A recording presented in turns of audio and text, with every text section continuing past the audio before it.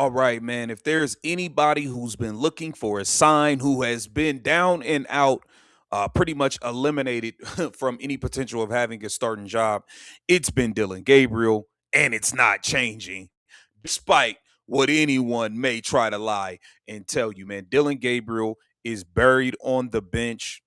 He's not going to play unless there are a bunch of injuries. And, it really makes the whole Kevin Stefanski situation look even worse when it comes to the Shedeur Sanders sabotage. But there is an article we got to get into where they believe that Dillon Gabriel has a lifeline and could potentially see the field. Dillon Gabriel, a man who went from a potential college icon and a high pedigree prospect to a complete afterthought in the most crowded, chaotic quarterback room in professional football. While the world is distracted by the flashy headlines, the nine-figure contracts, and the celebrity drama, Gabriel has been effectively erased from the conversation, left to rot behind names that carry more clout but perhaps significantly less heart. He's become the ghost of the Cleveland Browns facility, a player who does everything right but finds the doors of opportunity locked from the inside. But just when it seemed like his story was over before it even began, a sudden, mysterious lifeline has emerged from the most unlikely of places, and it's sending shockwaves through the organization. The atmosphere in Cleveland right now is less like a standard NFL training camp and more like a high-stakes psychological war zone where no one is safe. Everyone with a microphone is talking about the two-man race between the veteran Deshaun Watson and the skyrocketing momentum of the rookie, Shedeur Sanders. It's a classic battle of the old guard versus the new era, and in that crossfire, Dillon Gabriel has been treated like he doesn't even exist. The coaching staff has been handing out first-team reps like they're gold coins, and Gabriel isn't even allowed in the room when the vault is open. Some insiders are calling this a calculated burial, a way to force the veteran to prove his worth while grooming the next big thing, but it leaves one massive, chilling question. Is this a fair competition based on talent, or is it a scripted drama where the ending was decided in a boardroom months ago? But that wasn't the whole story, because the man at the top of the depth chart is starting to act like he can feel the ground shifting beneath his feet. Deshaun Watson, despite his astronomical $230 million contract and his status as the franchise guy, isn't acting like someone who has his job secured. In a move that caught everyone from the front office to the water boys off guard, Watson cut his summer break short and rushed back to Cleveland. He didn't come alone, either. He brought a private army of personal trainers and physical therapists, including names like Billy Voltaire and Quincy Avery. Development because Harold hasn't been practicing this offseason. He has been recovering from an injury, and we haven't seen him out there. So I thought it was very significant that Deshaun came back up here to throw, to train, and I think to show this football team and this coaching staff that he means business here. Well, as far as I know, Shedeur never left. So why am I giving him credit when Shedeur never left? I want Shedeur to start. Damn it, Mary Kay. Well, I don't know. Essentially bypassing the team's standard protocols. It wasn't just a workout, it was an act of desperation. He's trying to show the staff that he means business, but to the outside observer, it looks like a man who knows he's one bad practice away from losing his throne. When a superstar feels the need to fly in his own security blanket of coaches just to keep up with a rookie and a forgotten backup, you know the internal tension has reached a breaking point. The plot was about to thicken even further when ESPN's Phil Yates decided to throw a massive grenade into the conversation. Yates publicly claimed that Dillon Gabriel isn't just a body to fill out the roster, but a legitimate threat to the starting job if the Browns actually stay true to their word about having an open competition. This sparked an immediate firestorm of controversy among the Cleveland faithful. Critics and analysts are calling it pure gaslighting, arguing that there is no chance the front office would ever have the courage to bench their high-priced stars for a third-round pick like Gabriel, no matter how well he plays. It's a take that sounds delusional on the surface, but to those who follow the money, it's a hint that something is happening behind closed doors that the public isn't being told about. If Gabriel is truly as buried as he looks, why is the national media suddenly trying to keep his name in the headlines? There's a much darker theory floating around the facility, one that involves the potential sabotage of the depth chart to protect the team's investment. Rumors have surfaced that the offensive scheme, now under the influence of new tactical minds, is being subtly tweaked to favor the mobility and showtime style of Shedeur Sanders, leaving the traditional pocket-passing strengths of Dillon Gabriel in the dust. This isn't just about football, it's about marketing. The prime effect is real, and having a Sanders under center brings a level of media attention that Dillon Gabriel simply can't match. It's the kind of internal politics that can ruin a career before the first preseason snap is ever taken. While the media focuses on the robust competition, the reality might be that the deck is stacked so high that Gabriel never had a chance to win. If the plays aren't being called for your skill set, you aren't a player, you're just a spectator with a front row seat to your own career's demise. And what happened next would shock even the most jaded fans in the city. A strange and unsettling dynamic has emerged regarding where these games are actually played and who the fans are actually cheering for.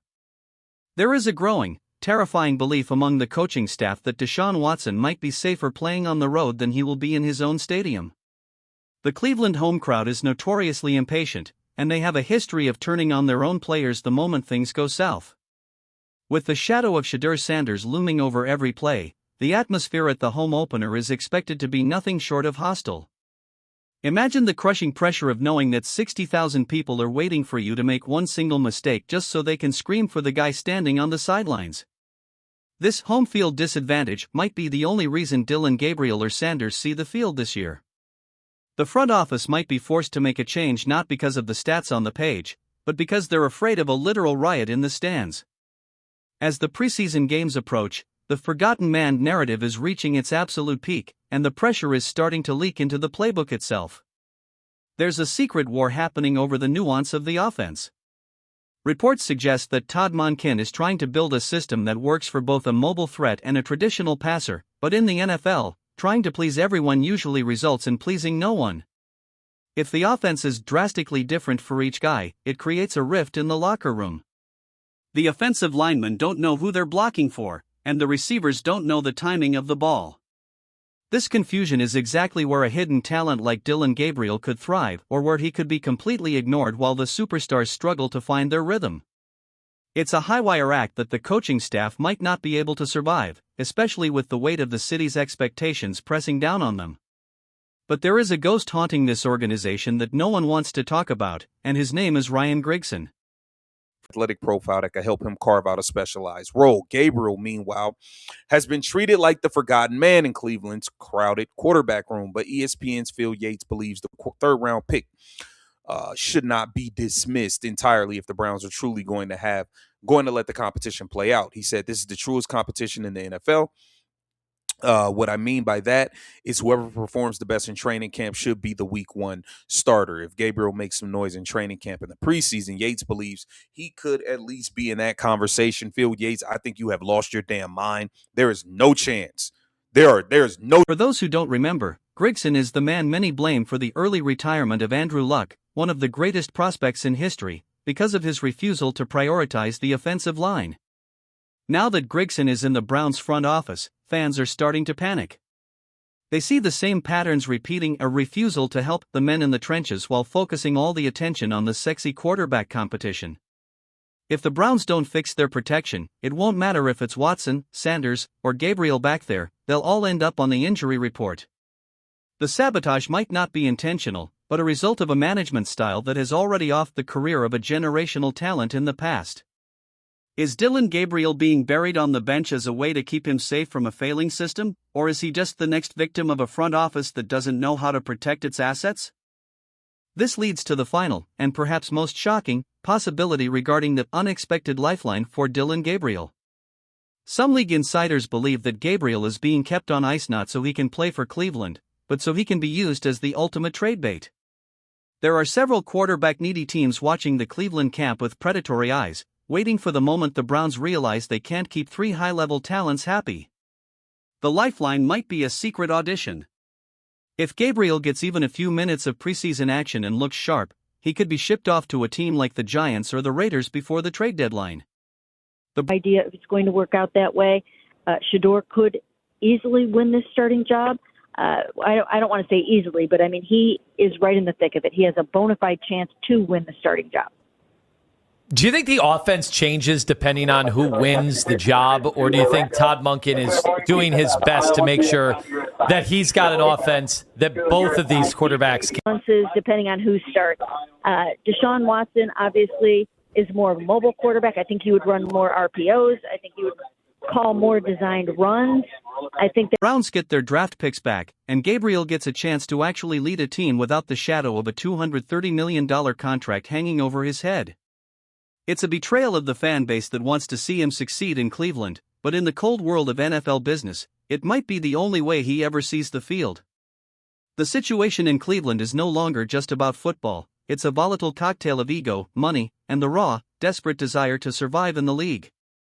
Dillon Gabriel might be buried for now, but in the NFL, the depth chart is written in pencil and erased with every injury or blown lead. Whether it's a sudden collapse of the veterans' confidence, a locker room revolt, or the sheer weight of a hostile stadium, the forgotten man might find himself under the bright lights sooner than anyone ever predicted.